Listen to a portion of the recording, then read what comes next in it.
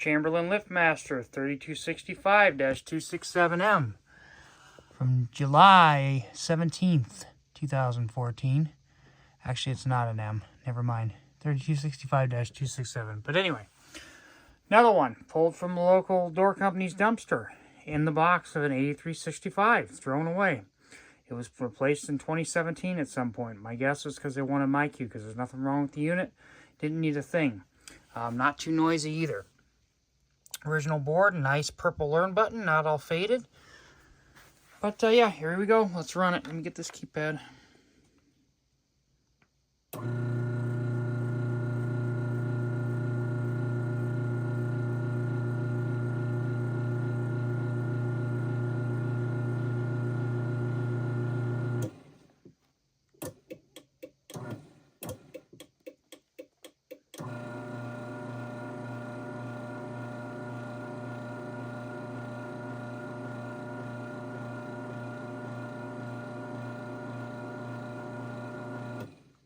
Beautiful machine. Also, being a 2014, it's got the newer style light sockets.